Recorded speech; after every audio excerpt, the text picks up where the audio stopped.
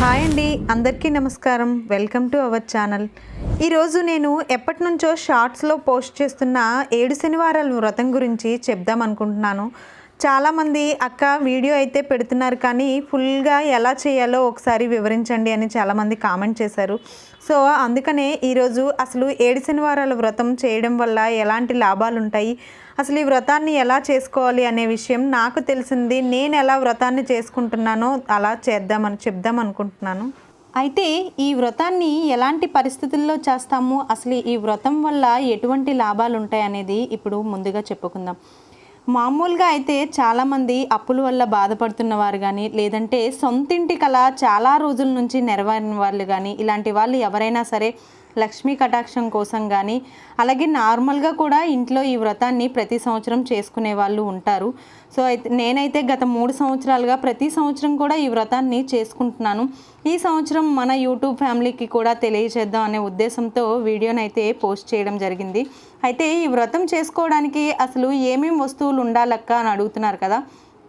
నార్మల్గా అయితే ఈ వ్రతాన్ని చేసుకోవడానికి ముందుగా మనకి పూజా సామాగ్రి షాప్లో మనకి ఒక 7 శనివారాల వ్రత కథ పుస్తకం అనేది లభిస్తుందండి. సో ఈ బుక్ కానీ మీరు తీసుకున్నారంటే ఆ బుక్లోనే ప్రతిదీ కూడా నీట్గా వివరించి ఉంటాయన్నమాట. అంటే వ్రత విధానాన్ని మనకి తోచిన పద్ధతిలో, మనకి కలిగినంత విలువ పద్ధతిలో మనం ఎలా చేసుకోవాలి అనేది అందులో నీట్గా వివరించి, అలాగే వ్రతం చేసేటప్పుడు పాటించాల్సిన నియమాలు ఇవన్నీ కూడాను అందులో నీట్గా వివరించి ఉంటాయి.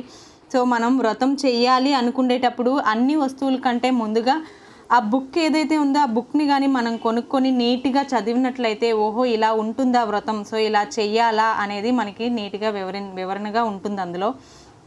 సో నా సలహా మేరకు నేను చెప్పేదానికంటే మీరు ఆ బుక్ తెచ్చుకొని అది చదివి అందులో ఉన్నది చూసి దాని ప్రకారం చేయడం చాలా ఉత్తమం. అయితే నాకు కలిగినంతలో నాకు తెలిసిన విధంగా నేనైతే వ్రతాన్ని చేసుకుంటున్నాను. అయితే ఈ వ్రతం చేసిన తర్వాత ప్రతి వారము కూడాను నేను ఏదో ఒక దంపతుల్ని పిలిచి వారానికి ఒక దంపతులకి భోజనం అనేది ఇంట్లో అయితే పెట్టడం జరుగుతుంది. సో అయితే ఈ 7 శనివారాల వ్రతం చేయడం వలన నాకు ఇంట్లో చాలా పాజిటివ్ ఎనర్జీ కలిగింది అనే మనస్ఫూర్తిగా అనిపిస్తుంది. సో ఈ వ్రతం చేశాక ఎవ్రీ ఇయర్ కూడా మేము తిరుపతి వెళ్ళడం జరుగుతుంది. తిరుపతి వెళ్ళలేని సమయంలో మనం ఎలాగూ వ్రతం చేసే 7 వారాలు కూడాను ఏదో ఒక వెంకటేశ్వర స్వామి గుడికి వెళ్తాము. అలాగే 7 వారాలు పూర్తయిన తర్వాత కూడా మనం ఏదైనా ఒక వెంకటేశ్వర స్వామి గుడికి వెళ్ళడం అనేది చాలా మంచి ఫలితాన్ని ఇస్తుంది. అయితే ఈ వ్రతాన్ని ఒక్కొక్కరు ఒక్కో విధంగా చేస్తారు. మరి నేనైతే మాత్రం ఉదయాన్నే లేచి ఇల్లు అన్నీ శుభ్రంగా చేసుకున్న తర్వాత ఉదయం 6 లోపల కలశ స్థాపన అనేది చేస్తానండి. కలశ స్థాపన చేసేటప్పుడు మరి బుక్ అంటున్నారు కదా, మొత్తం చదవాలా, పూజ మొత్తం ఉదయాన్నే చేయాలా అనే డౌట్ మీకు రావచ్చు. సో ఉదయాన్నే మొత్తం పూజ కాకుండా నేనైతే మాత్రం చక్కగా విశ్వక్షేణుడి పూజ చేస్తాను. అలాగే మనం కలశం పెడుతున్నాం కాబట్టి ఆ కలశానికి వెంకటేశ్వర స్వామిగా భావించి కలశ స్థాపన అనేది చేయడం జరుగుతుంది. సో చేసిన తర్వాత వెంకటేశ్వర స్వామి అష్టోత్తర శతనామాలు అలాగే సుప్రభాతం కూడాను 2 పాడుతాను. పాడిన తర్వాత హారతిచ్చి సాయంత్రం వరకు ఉపవాసం ఉండి, సాయంత్రం మళ్ళీ యథావిధిగా విశ్వక్షేణ పూజ, అలాగే వెంకటేశ్వర స్వామి లక్ష్మీ అష్టోత్తరాలు, అలాగే పద్మావతి అష్టోత్తరాలు ఇవన్నీ కూడాను నేను చదవడం జరుగుతుంది. దీని తర్వాత చక్కగా ఇంట్లో ఉన్న వాళ్ళందరము కూడాను మనం అక్కడ పూజ దగ్గర కూర్చుంటాం కాబట్టి గోవిందనామాలతో భజన కార్యక్రమం అనేది చేయడం జరుగుతుంది. సో అది మాత్రం చాలా చాలా హ్యాపీగా అనిపిస్తుంది. భజన చేసిన తర్వాత ఇంట్లో చాలా పాజిటివ్గా అనిపిస్తుంది. అయితే గోవిందనామాల భజనకు ముందుగానే ఇందులో ఒక 3 కథలు ఉంటాయండి ఈ బుక్లో. సో ఈ వెంకటేశ్వర స్వామి మహత్యం గురించి ఈ 3 కథలు కూడా చదివి విని ఆ మహత్యాన్ని మనం అందరం కూడా తెలుసుకుంటాము. సో దాని తర్వాత గోవిందనామాలు చదివి ఆ తర్వాత హారతి పాట పాడి స్వామివారికి హారతి ఇస్తాను.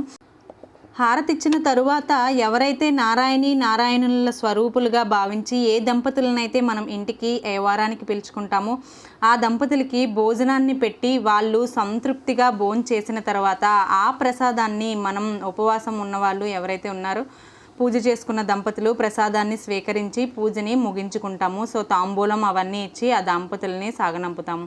సో ఇదండి, నేనైతే ఈ విధంగా వెంకటేశ్వర స్వామి వ్రతాన్ని ప్రతి సంవత్సరం కూడా 7 వారాలు చక్కగా పూర్తి చేసుకొని 7వ వారం పూర్తయిన తర్వాత మాకు కుదిరిన ఏదో ఒక రోజు తిరుపతి వెళ్ళి వెంకటేశ్వర స్వామిని దర్శించుకొని రావడం అనేది అయితే జరుగుతుంది. సో దీనివల్ల మాకు ఎంతో హ్యాపీగా అనిపిస్తుంది. సో మీరు కూడా ఎవరైనా 7 శనివారాల వ్రతం చెయ్యాలి అనుకుంటే నేను చెప్పిన విధంగా పాటించండి. ఇంకా దాంతోపాటు మీకు ఎవరైనా తెలిసిన వాళ్ళు, పక్కన వాళ్ళు ఎవరైనా చేసిన వాళ్ళు ఉంటే వాళ్ళకి అడిగి తెలుసుకొని ఇంకా ఏమైనా కొత్త విధానాలు కానీ అందులో పాటించాల్సిన నియమాలు కానీ ఉంటే పాటించండి.